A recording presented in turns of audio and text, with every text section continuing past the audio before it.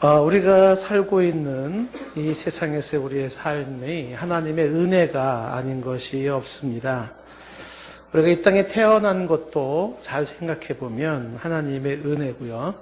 여기까지 살아온 것도 하나님의 은혜입니다. 햇빛을 볼 수 있는 것도 하나님의 은혜고, 또 비를 저희들이 맞을 수 있는 것도 하나님의 은혜입니다. 아침에 눈을 뜬 것도 하나님의 은혜고요. 숨을 쉴 수 있는 것도 하나님의 은혜입니다. 가정이 있는 것도 하나님의 은혜고요. 친구가 있는 것도 하나님의 은혜입니다. 일할 수 있는 것도, 활동할 수 있는 것도 하나님의 은혜입니다. 대한민국이 있는 것도 하나님의 은혜고, 전쟁이 없는 것도 하나님의 은혜입니다. 북한을 잡아주셔서 또 도발하지 않게 하시고 이렇게 막아주신 것도 하나님의 은혜입니다. 내가 예수님을 알게 된 것도 하나님의 은혜고요. 하나님을 알게 된 것도 하나님의 은혜입니다. 믿음을 갖게 된 것도 하나님의 은혜고, 또 이렇게 예배 드릴 수 있는 것도 하나님의 은혜입니다. 따지고 보면 하나님의 은혜가 아닌 것이 없습니다. 모든 게 다 하나님의 은혜입니다. 이것을 잘 알고 있었던 사람이 바울입니다. 그래서 바울이 고백할 때 이런 고백을 하는 게 있습니다. 고린도전서 15장 8절부터 보면 바울의 고백이 이렇게 나오죠. 맨 나중에 만삭되지 못하여 난 자 같은 내게도 보이셨느니라. 자, 맨 나중에 만삭되지 못하여 난 자 같은 내게도, 만삭되지 못하여 태어난, 어머니 뱃속에서 태를, 그 10달을 다 태우지 못하고 태어난 팔푼이 같은 자기에게도 부활하신 주님이 보이셨다는 것을 말씀하면서 자기는 이렇게 모자라는 인간이다라고 이야기를 합니다. 그러면서 9절에도 나는 사도 중에 가장 작은 자라, 나는 하나님의 교회를 박혀였으므로 사도라 칭함받기를 감당하지 못할 자니라. 지극히 작은 자가 바로 나다. 내가 어찌 감히 사도라 칭함을 받을 수 있을까? 감당할 수 없다. 나 같은 것이 어떻게 그렇게 사도라 칭함을 받을 수 있겠는가? 라는 것을 이야기를 합니다. 그러면서 하고 싶었던 이야기가 10절 말씀이죠. 그러나 내가 나 된 것은 하나님의 은혜로 된 것이니, 지금의 나의 이 모습이 하나님의 은혜로 된 것이다. 내게 주신 그의 은혜가 헛되지 아니하여 내가 모든 사도보다 더 많이 수고하였으나 그것도 내가 한 것이 아니요 오직 나와 함께 하신 하나님의 은혜로다. 이렇게 얘기했어요. 네, 지금 내가 나된 것, 지금 내가 나된 것, 그리 뭐 잘난 것도 없고 뭐 그렇게 훌륭한 것이 없을지는 모르지만, 그러나 지금의 내 모습이 된 것도 하나님의 은혜다. 그 은혜가 헛되지 않게 하시려고 하나님이 내게 힘 주시고 능력 주셔서 일을 하게 했다. 바울의 이야기를 가만히 들어보면 그가 은혜를 아는 자라는 것을 알 수가 있습니다. 바울은 전에는 자신이 잘난 사람인 줄 알았습니다. 그런데 가만히 알고 보니까 그게 아니었습니다. 자신은 만삭되지 못하여 태어난 자 같이 못난 사람이었다는 겁니다. 자기는 지극히 작은 자였음을 그가 깨닫게 된 겁니다. 옹졸하고 유치하고 한심한 자였다는 겁니다. 박해자였고 혈기가 많았고 공격적이고 잘 싸우던 자였다라는 것이 바울의 얘기입니다. 감정 조절도 잘 못하고 잔인했고 했던 자신의 모습, 그런 자기가 하나님 앞에 나올 수 있었고 사도라 칭함을 받았다는 것은 감당할 수 없는 하나님의 은혜라는 것입니다. 자격이 안 되는 나에게 하나님 주시는 그 은혜가 있음을 고백하는 것입니다. 암만 생각해봐도 하나님 앞에서 별 볼 일 없고 수도 없이 하나님 앞에 맞아야 하고 버림받아 마땅한 자신을 주님은 버리지 않았다는 겁니다. 주님은 자기를 포기하지 않았고, 주님은 자기를 실망하지 않으셨고, 자기를 주님은 등 돌리지 않았다는 겁니다. 기다려주신 주님, 참아주신 주님, 그리고 또한 이 죄인에게 십자가의 비밀을 알게 하신 그 주님, 그리고 직분을 주신 주님, 충성되이 여겨주시는 주님, 이 모든 게 다 주님의 은혜라는 것입니다. 내가 오늘도 애를 쓰고 수고하는 것도, 이것도 다 주님의 은혜라는 것이죠. 주님이 힘을 주셨기에, 주님이 함께 하셨기에, 주님이 역사하셨기에 이것이 가능하다라고 고백하면서 이 모든 게 다 주님의 은혜라고 고백을 합니다. 바울이 이 마음을 가지고 한번 우리 고린도전서 15장 10절 말씀을 다 같이 읽어볼까요? 고린도전서 15장 10절 말씀을 한번, 자, 이것이 바울의 고백이 아닌 나의 고백으로 한번 같이 스크린 나와 있으니까요. 한번 읽어봅시다. 그러나 내가 나 된 것은 하나님의 은혜로 된 것이니 내게 주신 그의 은혜가 헛되지 아니하여 내가 모든 사도보다 더 많이 수고하였으나 내가 한 것이 아니요 오직 나와 함께 하신 하나님의 은혜로다. 사도 바울은 이걸 알고 있었습니다. 아, 하나님의 은혜다. 하나님의 은혜다. 자, 이것과 관련해서 지금 오늘 성경 본문으로 돌아오면 안디옥 교회에 교회와 싸움이 생겼습니다. 아주 심각한 싸움이 생겼는데 그 싸움이 어떤 싸움이냐 하면 1절 말씀 보면 15장 1절 말씀 보면은 이렇게 돼 있죠. 어떤 사람이 유대로부터 내려와서 형제들을 가르치면서 뭐라고 가르쳤습니까? 너희가 모세의 법대로 모세의 법을 운운하면서 할례를 받지 아니하면 능히 구원을 받지 못하리라 얘기를 합니다. 다시 말하면 구원의 필수 조건은 할례다. 예, 모세의 법에 의한 그 할례를 받는 것이 필수다. 이방 사람들이 하나님의 자녀가 됐다고? 이방 사람들이 하나님의 공동체에 들어왔다고? 아, 그러면 그들도 우리랑 똑같이 모세의 법대로 할례를 받아야지. 다시 말하면 모세의 법대로 할례를 받지 아니하면 그건 구원이 있을 수가 없다라는 이야기가 다툼과 분열의 시작이 됩니다. 조금 부연 설명을 하자 그러면 할례라는 말이 남성 성기의 끝부분 표피를 잘라내는 거잖아요. 지금의 포경수술에 해당되는 것입니다. 이 의식은 언제부터라고 탁 집어 말할 수 없는데 아주 고대부터 있어 왔던 의식입니다. 그래서 아브라함 때도 할례 문제가 아주 심각했고 모세 때도 당연히 할례 문제는 심각했습니다. 그 의식은 본래가 언약 공동체의 일원이라고 하는 표시예요. 사인입니다.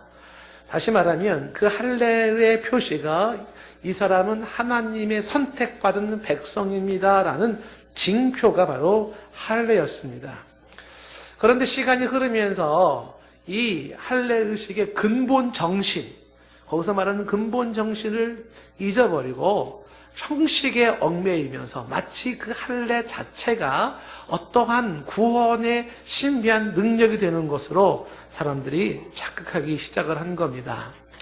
그런데 이 바울이 자신의 삶을 가만히 보니까 모세의 법대로 할례를 받았냐 안 받았냐 이 문제가 아니더라는 것이죠. 이방 사람들에게 복음을 전하고 1차 전도 여행으로 구브로를 통하여서 안디옥과 비시디 안디옥과 시작해가지고 이고니온 루스드라를 쭉 겪으면서 바울이 가만히 보니까 할례를 받지 않고 바울이 생각하는 것이 뭐냐면 하나님의 은혜가 주 예수 그리스도의 십자가 사건으로 우리에게 주어져서 그 예수님의 십자가의 사건을 받아들이는 자가 구원받는다는 사실을 알게 된 겁니다.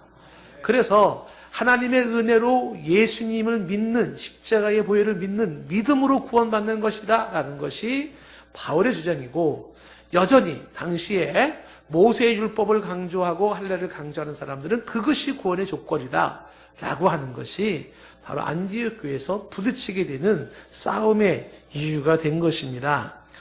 누구의 말이 옳을까? 이게 쉽게 결정이 되지 않습니다.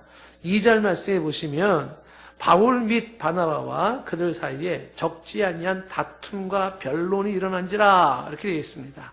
자, 이 문제를 가지고 우리의 구원의 할례는 필수적인 조건인가 아닌가 라고 얘기할 때 그 다툼과 변론이 적지 아니했다.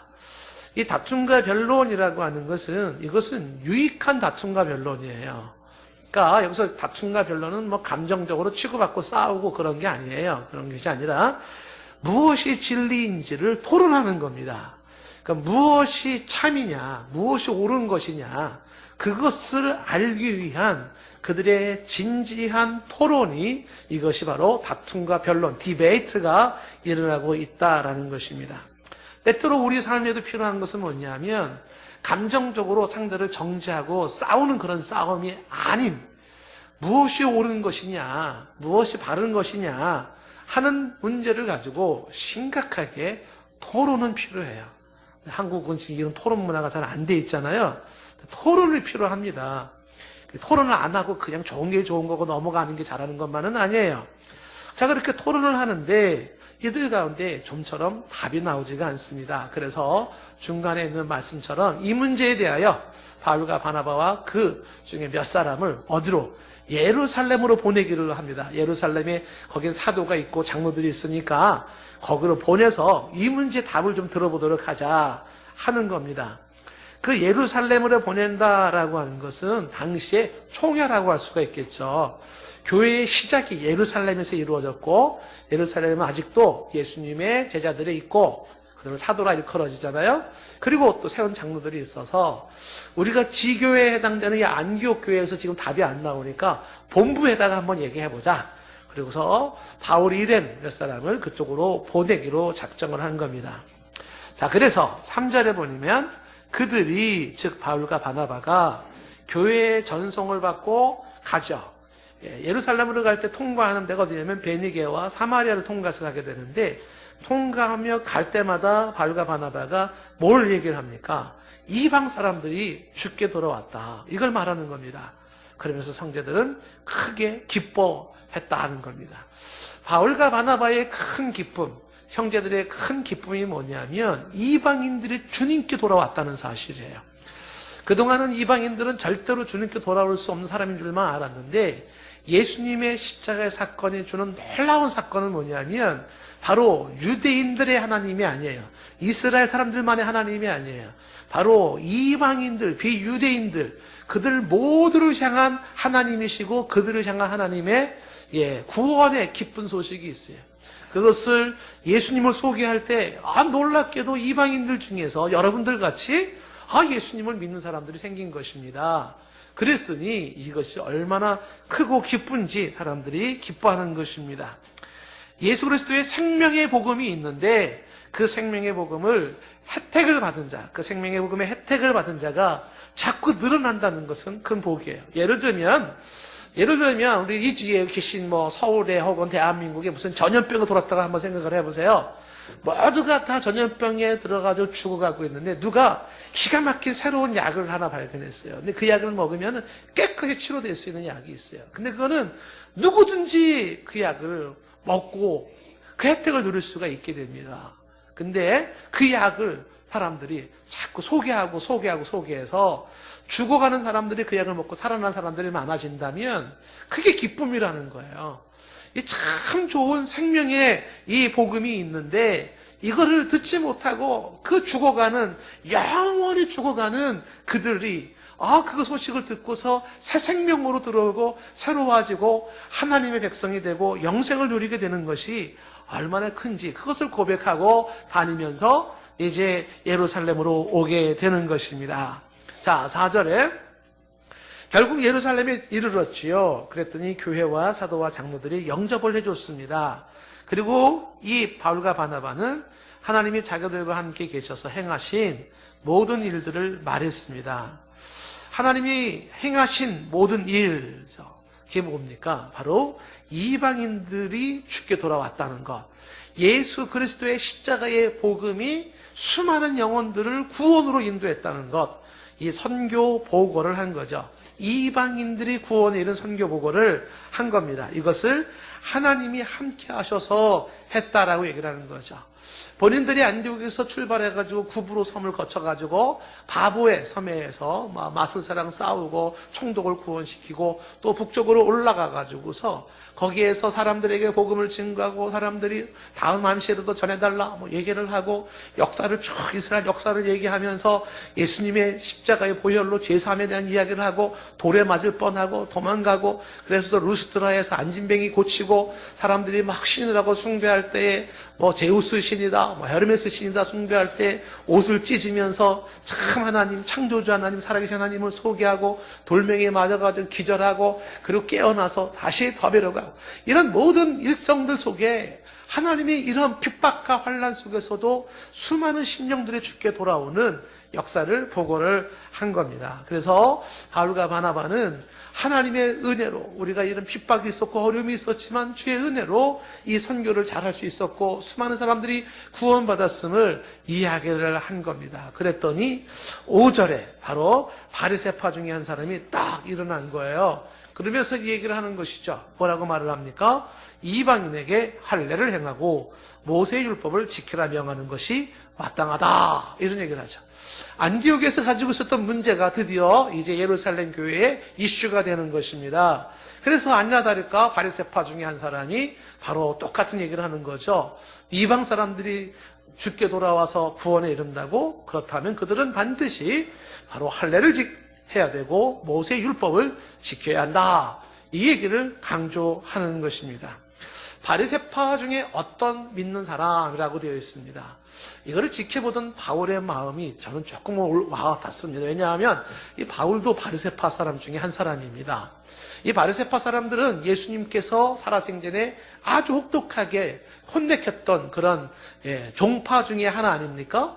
율법을 중요하게 강조하면서 율법 하면서 철저하게 율법을 지켜야 한다 그러면서 안식일 날에 걸어가는 보폭수를 제한을 하고 몇 보 이상은 걷지 않고 철저하게 행하는 그런 모습들이 다 위선 덩어리였다는 거예요. 위선.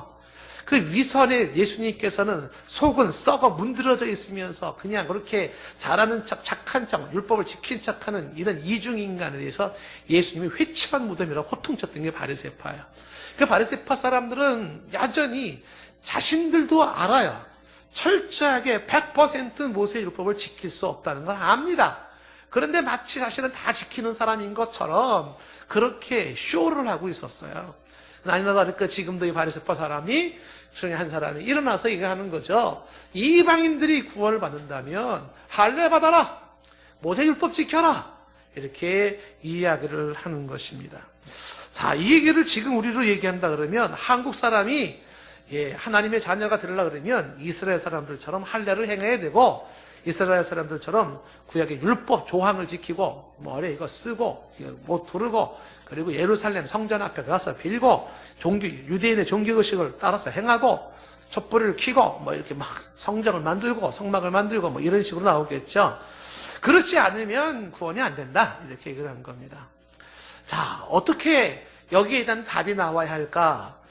자, 그래서 이일 때문에 6절에 보면 사도와 장로들이 의논하기 시작했어요. 그리고 7절에 많은 변론이 있은 후에, 많은 변론이 있죠. 이 변론이 뭐라고요? 진리를 찾기 위한 토론이라 그랬죠. 그러니까 그냥 논쟁을 한 논쟁이 아니고 그냥 자존심 싸움의 문제가 아니죠. 그냥 중요한 게 뭐냐면 참을 찾아야 돼요. 바른 걸 찾아야 됩니다. 그러기 위해서 어떻게 해요? 겸손한 모습으로 진지하게 토론을 해야 되죠. 그러니까 자기를 변호하고 자기 감정과 자존심을 세우기 위한 토론과 그런 토론과 참과 바른과 진리를 찾기 위한 토론은 이미 차원이 달라요. 똑같은 토론이라도 차원이 달라요. 보통 한국 사람들의 토론을 하면은 뭔가 생산적인 걸 찾아내기 위한 토론을 안 하잖아요. 제가 한국 사람이라 좀 비하하는 건지 모르겠는데 한국 사람들은 제 눈에 비친 한국 사람들의 모습은 그냥 지고 싶지 않아서 그냥 막 밀어붙이는 토론이지 뭔가 더 나은 앞에 있는 것을 찾아나가는 토론은 아니라는 생각을 저는 많이 갖습니다만은 그런데 여기서 변론이라고 하는 것은 그런 뭐 자존심 싸움에 그런 뭐 그냥 밀리지 않으려고 어떤 뭐 이런 기싸움의 이런 토론의 변론이 아니에요. 자, 이런 토론이 많이 있은 후에 드디어 누가 일어났냐 하면 베드로가 일어났습니다. 베드로가 그 자리에서 딱 일어났다는 것은 대단히 중요한 의미를 갖죠. 왜냐하면 베드로는 초대교회의 설립자이기도 하고 연장자이고 이방인 전도의 경험을 가진 유경험자죠. 유대교회의 상징적 위치에 있었어요. 이때 당시에는 성경이라는 신약 성경이 아직은 없었던 때였기 때문에 무엇이 하나님의 말씀인지를 사람들은 알 수가 없어요. 그래서 각각의 자기 의견들이 막 있을 때에 예수님의 12제자, 예수님과 함께 동거동락을 했던 제자들이 사도라 불려지는 그들이 일어나서 우리 주께서 말씀하시기를. 그러면 아무리 목소리 높여서 사람들이 뭐 이게 옳다 저게 옳다 싸우더라도 조용해져요. 이게 사도가 갖는 권위예요. 성경이 없던 당시에는 이 사람들이 딱 일어나요. 그러니 예루살렘 교회의 설립자여 예수님으로한테 특별히 칭찬들었던 베드로가 딱 일어나니까 이제 이게 정답이 되는 거죠. 베드로 얘기가 정답이 되는 거죠. 그래서 이 베드로가 말을 합니다.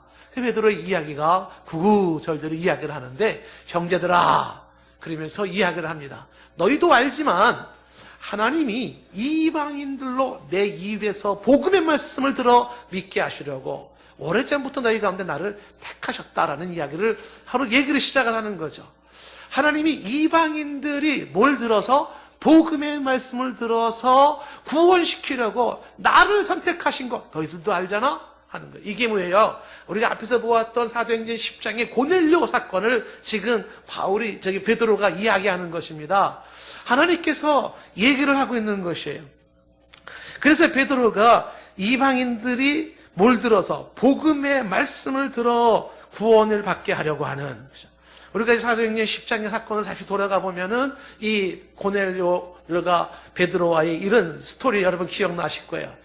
여전히 유대인으로서 오직 하나님, 우리들만의 하나님이란 줄만 믿고 있었었는데 하나님께서 하늘의 보자기에 짐승, 네벌 달린 짐승의 보자기를 내려주신 것입니다. 그러면서 하나님께서 잡아먹어라. 그 모세의 율법에 의하면 부정한 동물이기 때문에 못 먹습니다.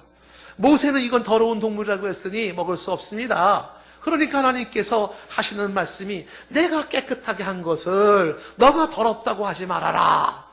그렇게 말씀하셨어요. 이게 무슨 뜻인지 몰랐어요.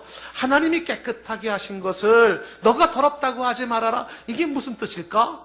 근데 그 똑같은 환상이 이방 사람이었던 군인이었던 로마의 군인 장군이었던 백부장 고넬료가 똑같은 환상을 보았던 거예요. 그 백부장도 이게 무슨 뜻인가 모르고 있었을 때 하나님께서 백부장에게 저기 베드로라는 사람이 있는데 베드로를 청해라. 그가 너에게 할 말이 있을 것이다.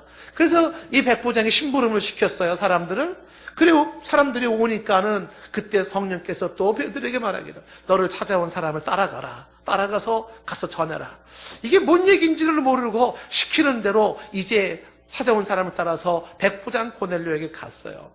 가서 도대체 나를 왜 불렀느냐? 그러니까 고넬료가 하는 이야기가 당신을 초청하라는 얘기를 들었습니다. 무슨 얘기인지 말씀해 주십시오. 우리가 듣기를 원합니다. 그때 베드로가 아하, 하나님께서 주시는 메시지가 있구나. 그러면서 이 베드로가 거기서 뭐를 얘기했습니까? 예수님에 대한 이야기들을 쭉 얘기를 하는 거예요.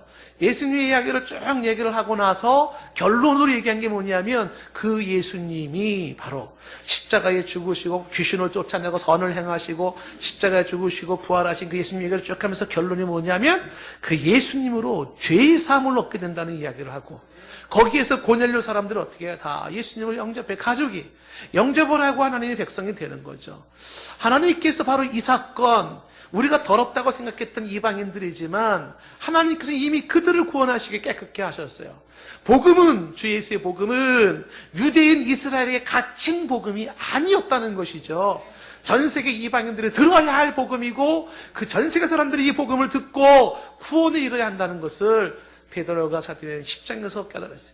이거를 지금 얘기하고 있는 거죠. 형제들아, 너희도 알거니와 하나님이 이방 사람들로 내 입에서 복음의 말씀을 전하고 그걸 듣는 자들이 믿어 구원받게 하시려고 오래전부터 나를 선택하신 것을 너희가 안다라고 얘기하면서 이어지는 8절에 베드로가 계속 얘기를 하잖아요. 또 마음을 아신 하나님이 우리에게와 같이, 이방인도 우리와 똑같아요. 그들에게도 뭘 줬어요? 성령을 주어 증언케 하신 것을 고백을 하는 거잖아요. 자, 이 장면이 실제로 있었던 걸 한번 돌아가 보면 10장 44절에 보세요. 고넬료 집에 있을 때에 10장 44절에 보면 또 마음을 아시는 하나님이 베드로가 이 말을 할 때에 성령이 말씀 듣는 모든 사람에게 내려오시네 그랬잖아요. 말을 할 때에 성령의 말씀을 듣는 모든 사람에게 내려온 것을 보았죠. 그러면서 45절에 베드로와 함께 온 할례 받은 신자들이 이방인들에게도 성령을 부어주심으로 말미암아 그랬습니다. 그러니까 베드로가 지금 할례 받은 신자들이 뭘 봤어요? 베드로와 함께 온 사람들이 이방 사람들에게도 성령을 부어주시는 하나님. 깜짝 놀란 거예요. 이들에게도 성령이 임하는구나. 그래서 성령이 임한 것이 46절에 방언을 말하며 하나님을 높이잖아요. 그리고 성령 받은 징표가 예수님의 십자가의 사건을 깨닫게 되는 거예요. 47절 말씀에 이에 베드로가 이르되 이 사람들이 우리와 같이 성령을 받았으니 누가 능히 물로 세례 베품을 금하겠는가 하는 거죠. 성령이 임하는 것을 똑똑히 보았던 이 베드로가 이 고넬료 집에 돌아와서 이제 사도행전 11장으로 건너가면 예루살렘에서 자기 보고할 때도 이런 보고를 합니다. 11장 15절에 가면 내가 말을 시작할 때에 성령이 그들에게 임하시기를 처음으로 하신 것과 같이 하니라. 성령이 그들에게 임한 것을 보고하는 거예요.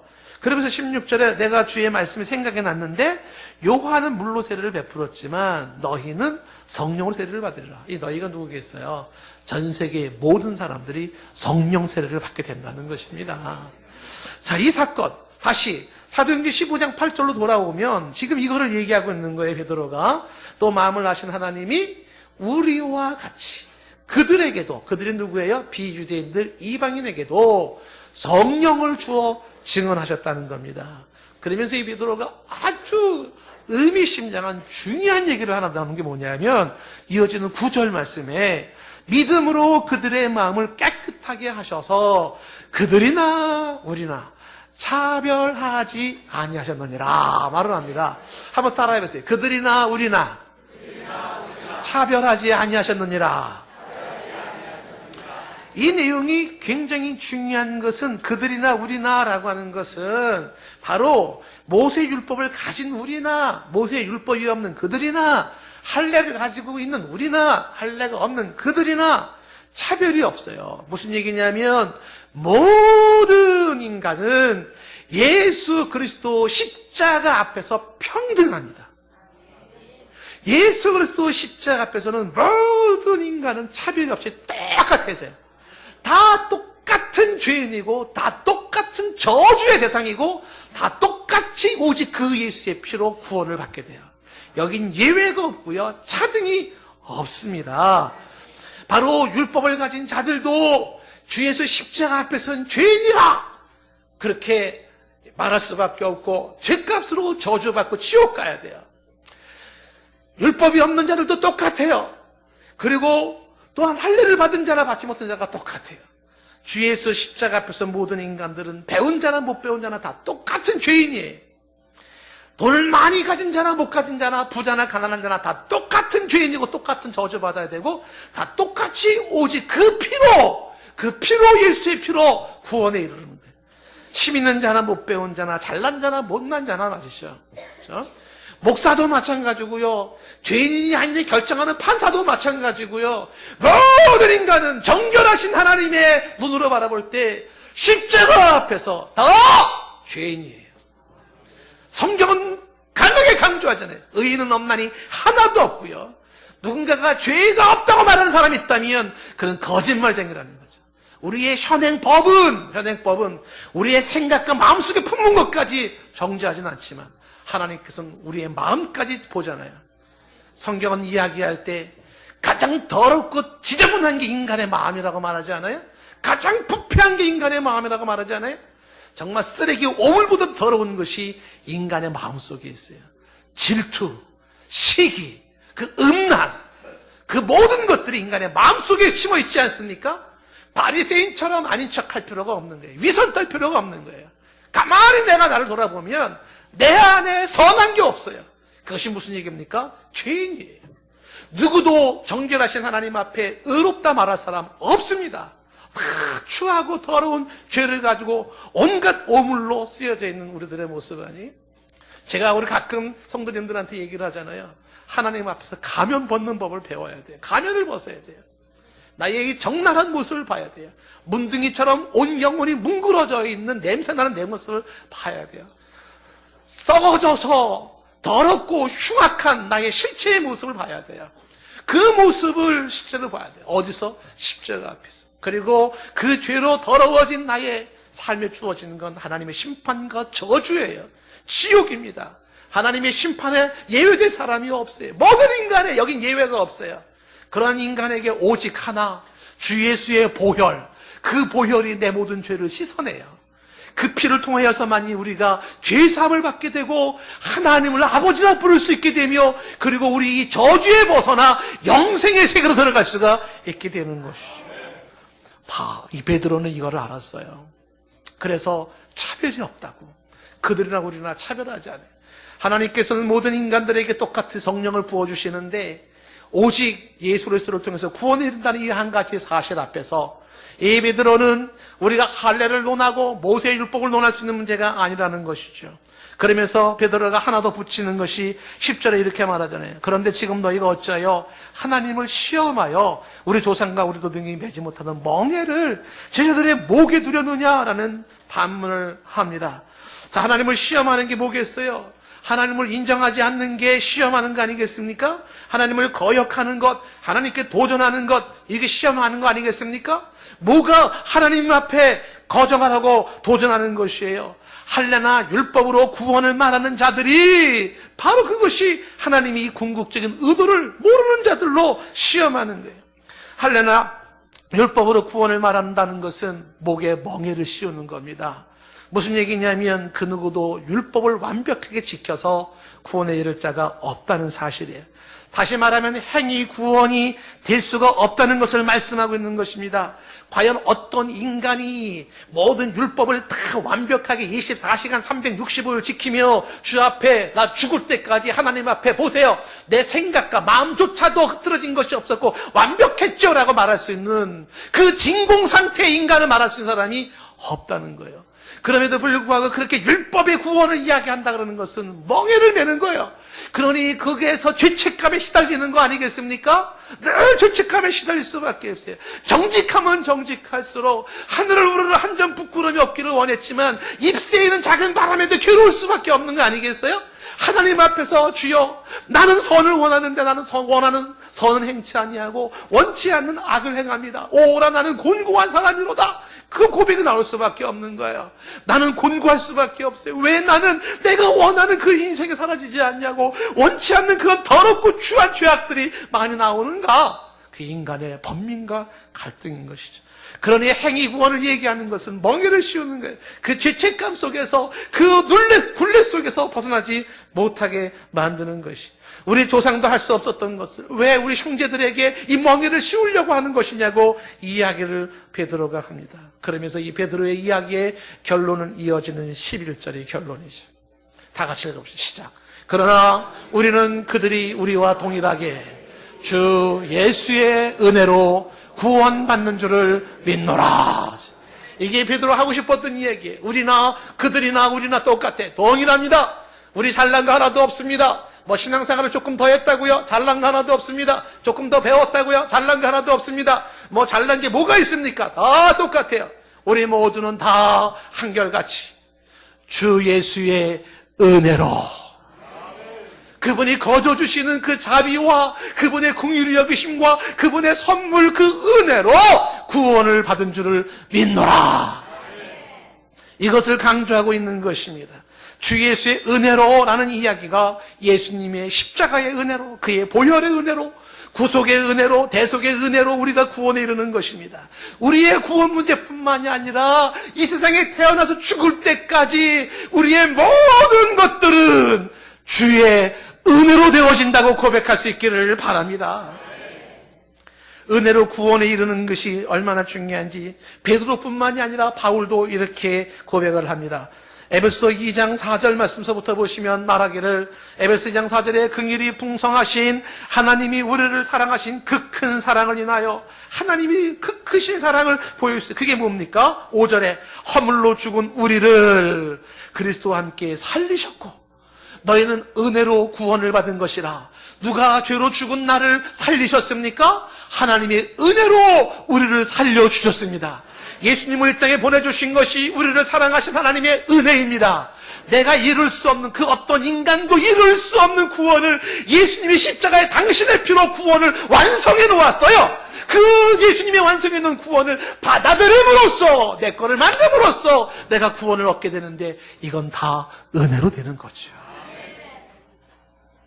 6절에 또 함께 일으키사 그리스도 예수 안에서 함께 하늘에 앉으시니 7절에 이는 그리스도 예수 안에서 우리에게 자비하심으로써 이 은혜, 그 은혜가 지극히 풍성함을 얼마나 큰지 오는 여러 세대에 나타내려 하려 하심이라.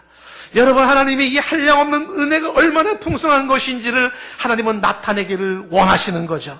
예수 그리스도 안에 말로도 할 수 없는 그 크신 은혜가 있어요. 모든 인간의 할 수 없는 결정적인 문제가 예수 그리스도 안에 그의 은혜 구원이 거기에 있기에 그 풍성한 은혜를 나타내기를 원하셨다는 것입니다. 8절 말씀에 계속해서 너희는 그 은혜에 의하여 믿음으로 말미암아 구원을 받았으니, 그 은혜로 인하여 믿음으로 말미암아 구원을 받았으니 이것은 너희에게서 난 것이 아니요, 너희에게서 난 것이 아니라는 것은 사람이 만드는 게 아니에요. 구원은 사람이 만드는 거로 얘기하고 있지 않습니까? 아니에요. 너희에게서 나는 것이 아니에요. 그래서 하나님이 주시는 선물인 것입니다. 9절에 행위에서 난 것이 아니니 이는 누구든지 자랑하지 못하게, 누구도 자랑할 수가 없어요. 내가 만든 구원이 아니기 때문에 자랑할 수가 없어요. 단지 나 같은 죄인을 구원하신 그 은혜에 감사할 뿐입니다. 나 같은 죄인에게, 나 같은 더러운 인간에게 구원을 주신 하나님의 그 크신 은혜에 다만 감사할 뿐인 것이죠. 이렇게 구원의 은혜를 주신 것은 이어지는 10절 말씀에 우리는 그가 만드신 바고 그리스도 예수 안에서 선한 일을 위하여 지었어요. 선한 일을 하라고, 하나님 영광을 드러내라고, 예배드리고 수많은 사람들에게 받은 바 그 은혜에 감사함을 표현하라고 주신 것입니다. 오늘 여러분 말씀에서 강조하는 것이 뭐예요? 주 예수의 은혜로 구원받았다는 것, 이것이 초대의 교회의, 예루살렘 교회의 결론으로 주어지는 거예요. 이방인들을 지켜보면서 그들이 할 수 있는 것이 뭐냐면 구원은 주 예수의 은혜로 되어졌다는 걸 강조하면서 우리 모두는 주 예수의 은혜로 살아가는 자임을 강조하고 있는 것입니다. 주의 은혜로 우리는 구원받았습니다. 우리는 주님의 그 은혜로 하루하루를 살아가는 줄로 믿습니다. 죄인이 어떻게 감히 하나님의 존전 앞으로 나갈 수 있을까요? 주 예수의 은혜로 나아갑니다. 죄인이 어떻게 감히 하나님 앞에 설 수 있을까요? 주 예수의 은혜로 그 앞에 서는 것입니다. 죄인이 어떻게 감히 하나님의 진노를 피할 수 있을까요? 주 예수의 은혜로 그 진노를 피하는 것입니다. 죄인이 어떻게 감히 하나님을 아버지라 부를 수 있을까요? 주 예수의 은혜로 아버지라 부를 수 있게 되는 것입니다. 죄인이 어떻게 하나님의 품에 안길 수 있겠습니까? 주 예수의 은혜로 품에 안길 수 있는 것이죠. 죄인이 어떻게 감히 한량없는 하나님의 사랑을 받을 수 있겠습니까? 죄인이 어떻게 주 예수의 은혜로 받는 것입니다. 우리는 주님의 은혜가 없이는 설 수 없다고 고백해야 합니다. 주님의 은혜가 없으면 예배할 수 없습니다. 주님의 은혜가 아니면 하나님을 알 수도 없고 예수님의 보혈의 가치도 알 수가 없습니다. 주님의 은혜가 아니면 직분을 받을 수도 없고 그 직분 감당할 수도 없습니다. 주님의 은혜가 아니면 내 생명도, 내 호흡도, 내 심장도 더 이상 유지될 수가 없습니다. 주님의 은혜가 아니면 내 가정도, 내 직장도, 이 조국도 설 수가 없습니다. 주님의 은혜로 구원받았고 주님의 은혜로 오늘을 사는 사람들입니다. 주님의 은혜, 그 은혜가 우리 인생의 가장 확실한 안전띠인 것입니다. 히브리서 4장 16절 말씀에 말한 것처럼 그러므로 우리는 긍휼하심을 받고 때를 따라 돕는 그 은혜를 얻기 위하여 은혜의 보좌 앞에 담대히 나아갈 것이니라.